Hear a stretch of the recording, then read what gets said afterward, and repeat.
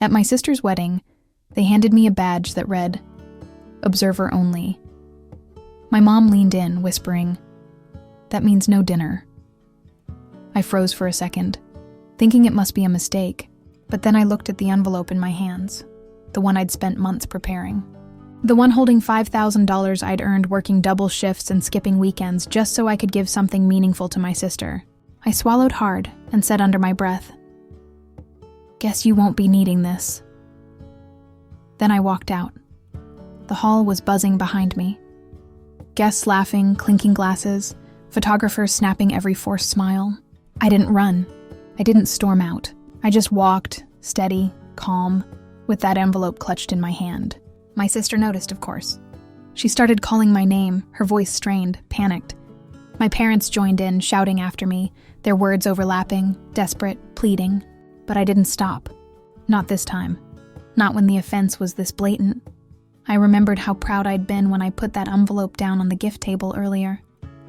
Plain white, corners slightly bent from my careful handling, the check inside representing months of planning and sacrifice. I had imagined handing it over and being part of her day, part of the celebration, feeling included. And yet here I was, excluded. It had all seemed fine that morning. The ceremony at the church was brief, pretty, the kind of blur that leaves you clapping before you even realize what just happened.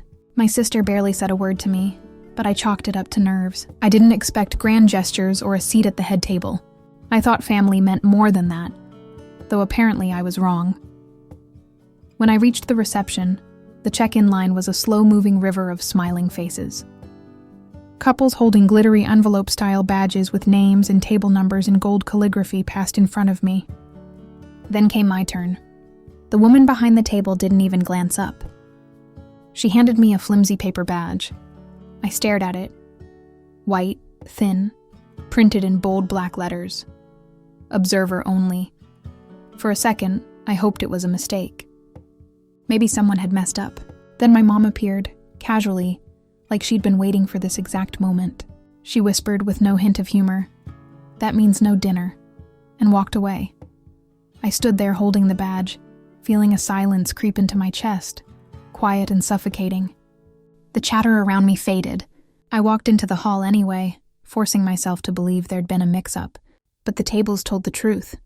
My name wasn't anywhere, not at the family table, not at the far corner, not even as a placeholder. I wasn't a guest. I was a shadow, a detail too small to bother with. I lingered by the wall, watching my sister toast her new husband, her hand brushing his cheek as people took photos. I waited, hoping someone would notice me, hoped that someone would say, "Oh, sorry, there's been a mistake." No one did. They saw me, but they didn't care. I made my way back to the gift table. The crowd had thinned. My envelope was still there, the only one not wrapped with ribbon or sticker. I picked it up. The check was still inside. I held it for a moment, heart pounding. Then I said softly but firmly, "I guess you won't need this anymore."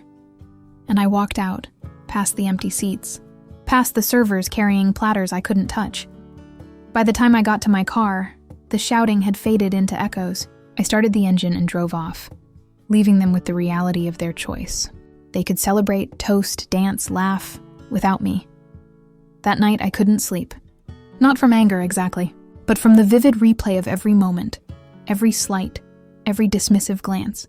I kept seeing the envelope on that table, the pride I'd felt, and the sharp sting of being cut out. I realized then that this wasn't an oversight, not even close. This was intentional, a message, and I wasn't going to ignore it. By the next morning, the messages started. My mom first, then my dad, then my sister. "Can we talk? Please don't make this a thing." None of them apologized. None admitted fault.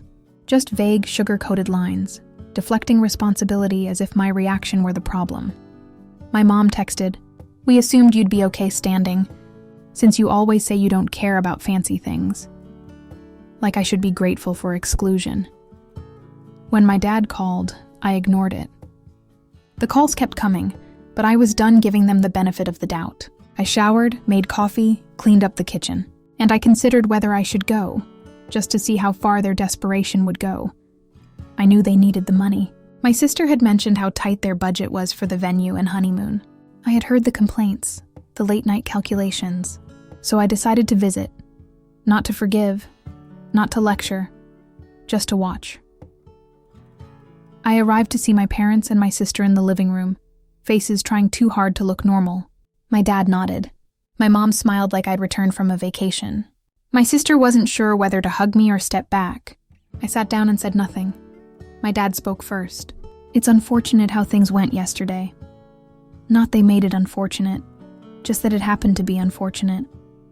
My mom jumped in with logistics and miscommunication, tossing around the word oversight, like I was just a minor glitch. I listened, nodding occasionally, letting them think they were controlling the narrative. Then I said, I might change my mind. Not a yes, not a no. Just a single word, hanging in the air, heavy with possibility. The room shifted instantly. Hope flashed across their faces. My mom started speaking faster, dangling the check as if I might somehow relent. My dad chimed in, trying to make everything sound like it would all be okay. My sister glanced up, searching my expression, trying to find a crack. I smiled faintly, stood and said, I need time to think. I walked out, leaving them with the word might, the only power they hadn't expected me to claim. The next morning, my mom left a voicemail, careful, soft, rehearsed. She spoke about miscommunications, about handling things too rigidly, about the honeymoon delay. No apology, no ownership, just a gentle rewrite of reality. Later, my dad called, carefully calibrated compliments layered over subtle reminders that I was the dependable one.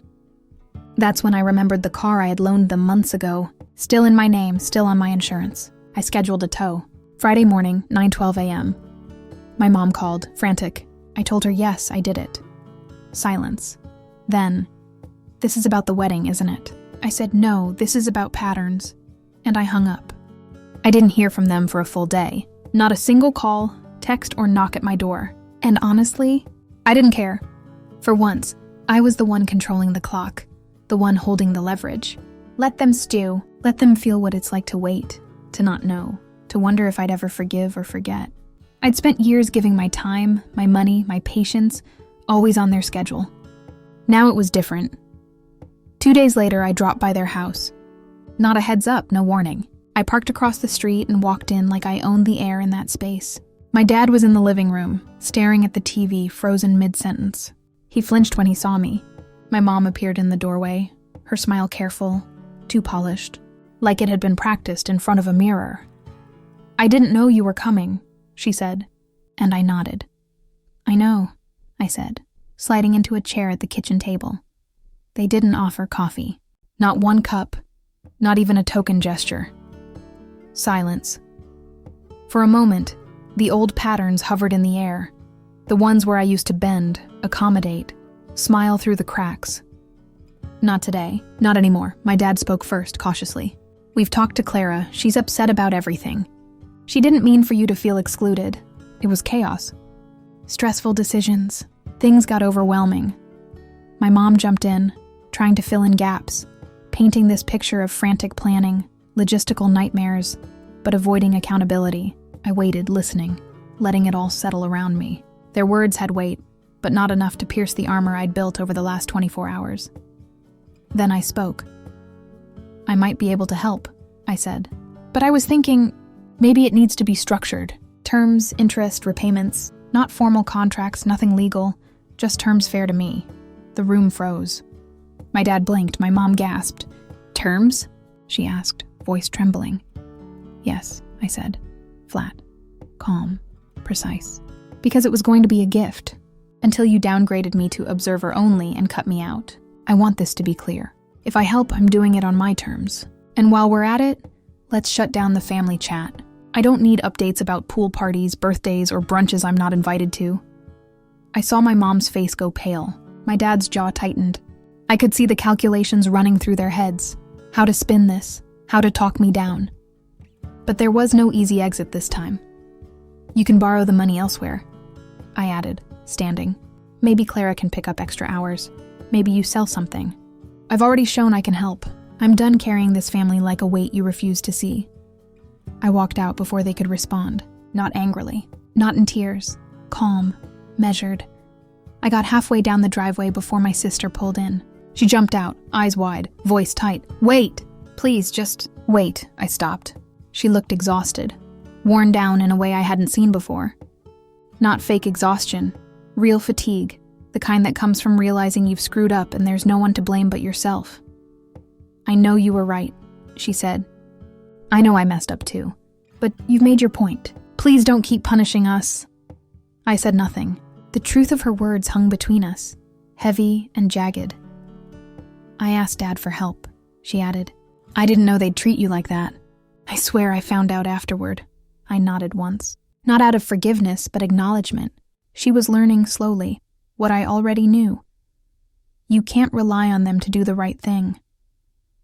That night, I got a message I wasn't expecting from her fiancé.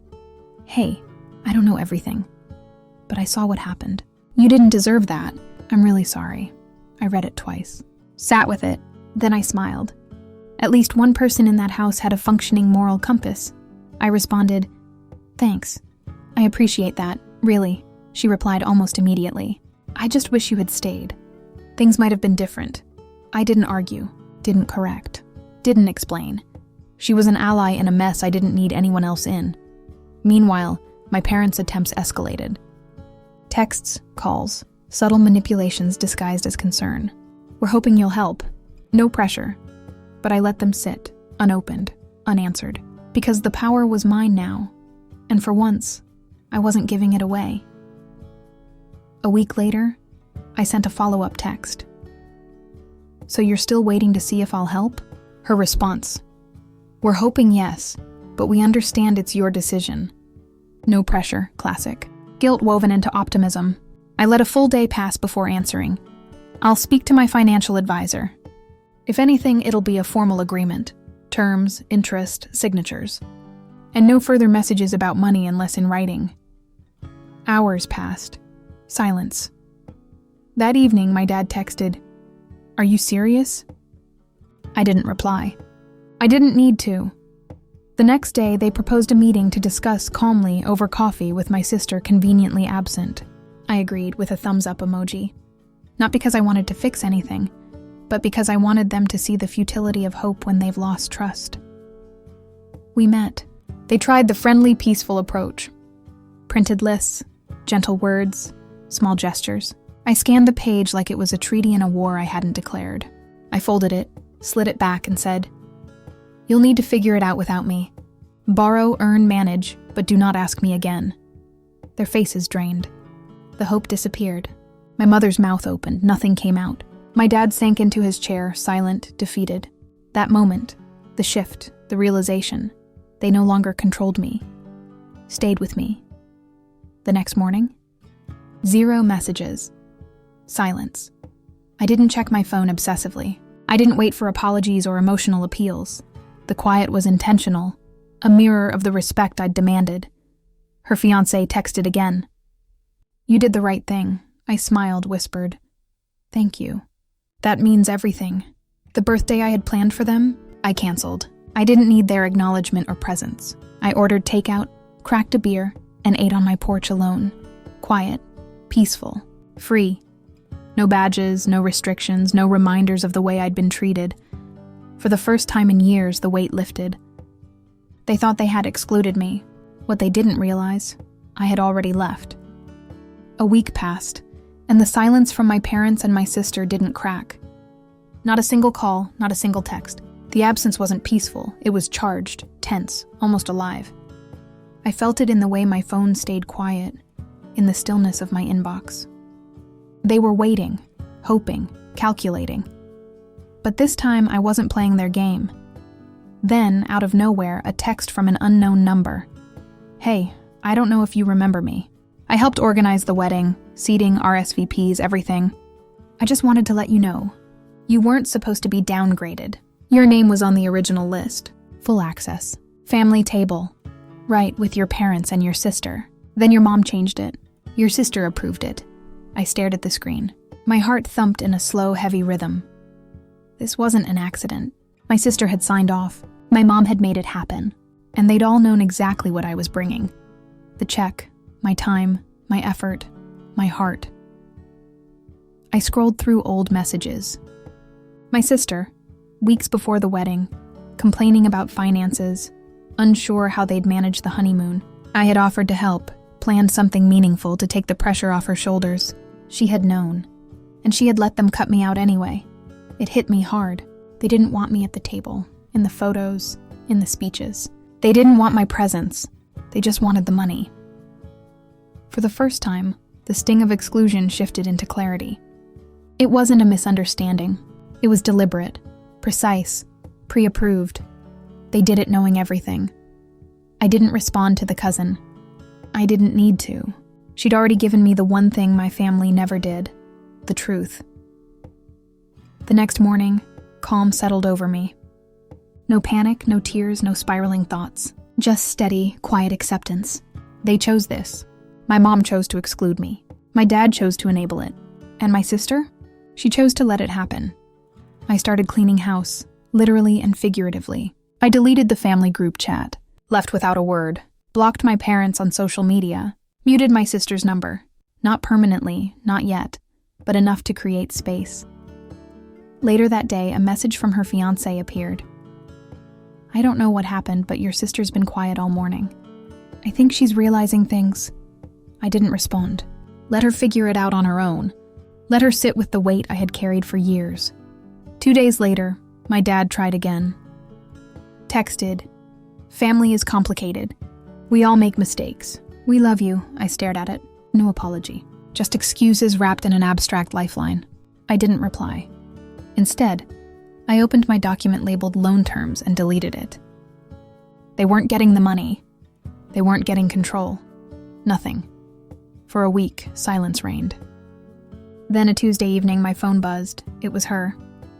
"I really need to tell you something about the wedding and your sister." "You deserve to know," I stared. The unknown number, local area code, no name. I read the message twice. Heart racing, stomach tight. But I didn't respond. Because I knew the pattern. Waiting. Watching. Measuring. They'd been doing it for years, and I was done. 2 days later, my sister called. I didn't answer. She left a voicemail. "Mel, please, 5 minutes. I know I don't deserve it, but I need you to listen." I didn't delete it. I didn't respond. I just sat with it once, then set the phone down. No distractions, no music. Just the quiet and the weight of the choice I had made, to step away, fully. The next day, my mom texted, "Your sister misses you. She's realizing things. Just thought you should know." I didn't respond. Not because I didn't care, but because I wasn't responsible for their awakening. I started looking at plane tickets. Somewhere far, somewhere quiet, somewhere they couldn't reach. A coastal town, a cabin, a retreat. No one's expectations. No obligations. Just me. The day before my birthday, a letter arrived.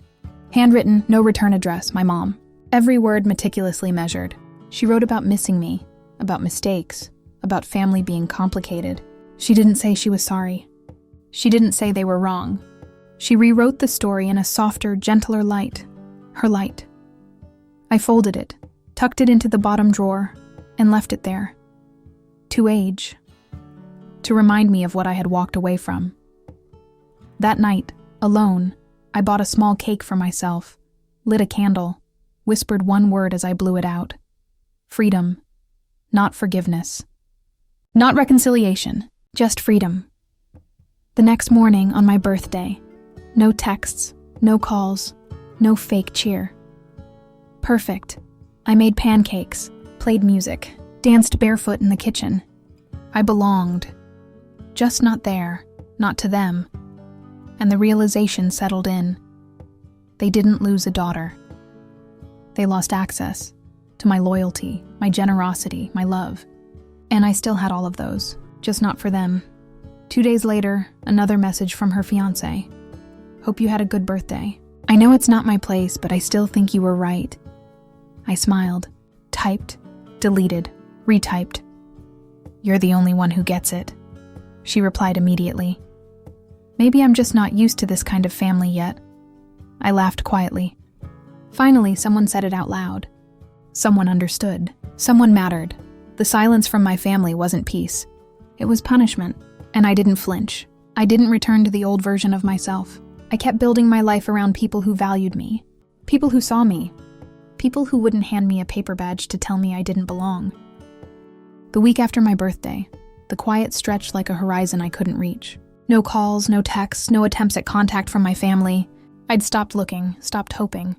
The silence had become a buffer, a protective wall around me. And for the first time in years, I realized I wasn't just surviving, I was thriving. Then, out of nowhere, Ryan called. Not a text, a call. I didn't answer. I listened to the voicemail later. Mel, I know I messed up. I know you're upset. I need 5 minutes. Please, I'm sorry. I shouldn't have let it happen. I should have said something. I put the phone down. Didn't delete it. Didn't respond. I didn't need to. I let it rest on the table. A reminder that for years, I had carried the weight of their mistakes. Now I was free to decide if it deserved space in my life. Later that evening, I found myself laughing, alone, in my apartment. I realized how heavy that burden had been. The constant calculation of their moods, the expectation to perform, to forgive, to shrink myself so I could fit. And now? Gone. Air in my lungs, sun on my skin, no one dictating what my heart should feel. I started planning a trip. Not a big trip, just me. Somewhere I could breathe without reminders of what I'd lost. A small coastal town, quiet streets, waves crashing in a rhythm that didn't demand my participation. I booked it in secret, a little act of rebellion wrapped in self-care. The day before I left, a letter arrived. My mom, handwritten, painstakingly so, like she'd weighed each word on a scale. She wrote about missing me, about mistakes, about how family wasn't perfect. She didn't apologize. She didn't own anything. She rewrote the narrative, painted a story where she was overwhelmed, I was too sensitive, and everyone still loved each other. I folded it, tucked it away in the bottom drawer. Let it sit. Let it fade. I didn't need to respond. I didn't need to forgive. I just needed space.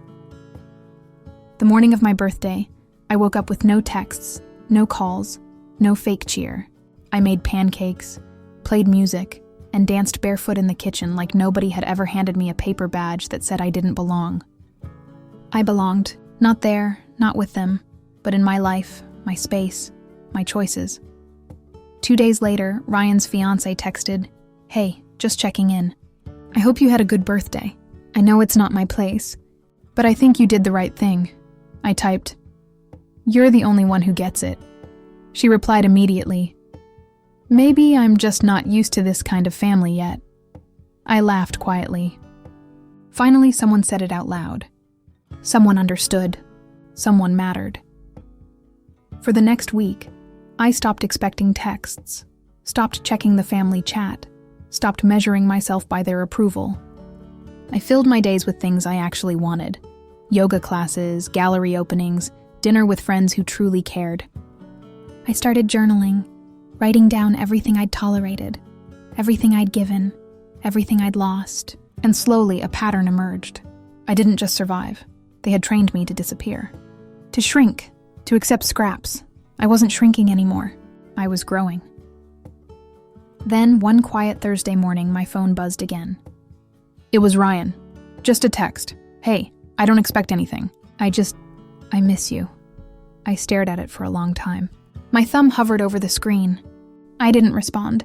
Not yet, maybe not ever, because I realized something crucial. I didn't owe him my forgiveness, my comfort, or my presence. I owed myself the chance to live without being measured, critiqued, excluded. That evening, I walked along my porch, barefoot, glass of wine in hand. The air smelled faintly of rain and summer blooms. The city hummed quietly below me, and for the first time in a long time, I felt untethered, free. I thought about the check I had taken back, the words I had spoken, the steps I had taken to reclaim my life, and I smiled. Not a triumphant smile, not a bitter one, just relief. 2 weeks later, the silence broke, kind of. Another message from Ryan's fiancé. They still haven't talked about it, not really, but I can tell it's eating at him. I don't think he knows what to do. I didn't respond, because I had already done what I needed to do. I had drawn my line, and I wasn't crossing back over it. I started booking small trips, weekend getaways, things I had postponed for years. I traveled light, carry-on, journal, camera, nothing more. No expectations, no family obligations, just me. Walking on beaches, sitting by lakes, hiking trails where no one knew my name. And slowly, I started to see the truth clearly. They didn't lose a daughter. They lost access to my generosity, my support, my loyalty. And those things, I still had them. Just not for them. The day before I left on my first trip, I found another envelope in my mailbox. This one from Ryan, folded note, printed photo inside. The note said, "I messed up. I know I did. I didn't stop it when I should have. I was scared. I didn't expect forgiveness, but I needed you to know. I'm sorry." The photo was from childhood, a summer barbecue in the backyard. Ice cream smeared across our faces, both of us laughing. No tension, no rules, no badges, just us before everything went sideways. I stared at the photo for a long time. Then I tucked it in the drawer with my mom's letter. I didn't rip it up. I didn't call him. I didn't respond, because healing doesn't always mean reopening doors. Sometimes it means gently closing them and walking away. That night, I wrote in my journal, "You don't get to cut someone out and still collect their love. Love is active, mutual, earned, protected, and I will protect mine." The next morning, I opened a new document, a manifesto for myself, what I would and would not accept from family. I will not accept exclusion masked as tradition. I will not accept shame dressed as care. I will protect my peace like it is gold. Anyone who wants in must treat it like treasure, not a tool. I printed it, folded it, taped it inside my closet door. Not for them, for me. Because they might never change. But I already had. And I had something they could never take, my freedom. I returned from my trip a few days later, carrying sand in my shoes and a quiet in my chest that felt different, lighter, fuller, untouchable. The world hadn't changed, but I had. And for the first time, I could see it clearly. The old rules, the old expectations, the old pain, they no longer applied. The family group chat was still dead. My parents hadn't called. My sister hadn't tried. And I realized I didn't care. I wasn't lonely. I was free. I had built a life that didn't require their validation. A life that wasn't measured by whether they remembered my birthday or acknowledged my presence at a wedding. I started filling my calendar again, carefully, intentionally. Dinner with friends, art exhibits, yoga classes, book readings, hikes, quiet mornings with coffee and a journal. For the first time, my life felt like mine. Not borrowed from someone else's expectations, not tethered to someone else's approval. One evening, a text from Ryan appeared. "Hey, I don't expect anything. Just wanted to say I miss you." I stared at it, heart thumping. But I didn't answer. Not because I didn't care, but because I had learned that sometimes the right response is patience. Sometimes the right response is knowing your own worth and refusing to hand it over. Later that night, I poured a glass of wine, walked barefoot onto my balcony, and looked out over the city lights. I thought about the envelope, the paper badge, the humiliation, the betrayal. And I laughed quietly, softly. Not mockingly, not bitterly, just free weeks passed. My parents tried little things. A birthday gift left on my porch, a vague message about hoping to talk soon. I didn't respond. They were testing me, hoping I'd return to the old patterns. I didn't. I was no longer the daughter who showed up quietly, swallowed her pride, and allowed herself to be used. Then came a message from her fiancé again. "Ryan's thinking about everything. He's trying to understand. I think he's realizing he has to choose who he wants in his life, and how." I smiled. Finally. Someone understood the weight of the situation. Someone who saw me. Someone who didn't take me for granted. I didn't reply. I didn't need to. The knowledge was enough. I started documenting everything. The patterns, the moments of exclusion, the subtle manipulations. Not as a weapon, but as a map. A way to remind myself where I had been and how far I'd come. Every diary entry, every journal page, every reflection was a brick in the foundation of my new life, one I had built for me and me alone. Months went by. I traveled more. I saw friends more. I lived intentionally. And with each day, the old pain lost its grip. I realized I had been operating for years on borrowed love, giving freely to people who only wanted convenience. And now I was giving to people and to myself who deserved it. One morning, I woke up to an envelope in the mailbox.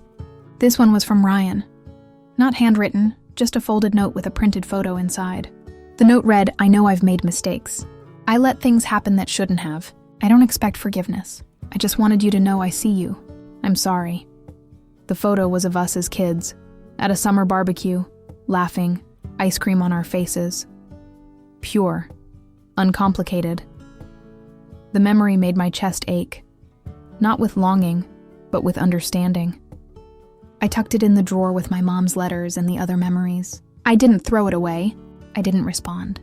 I simply allowed it to exist, a testament to what had been, and a reminder that I had chosen a different path.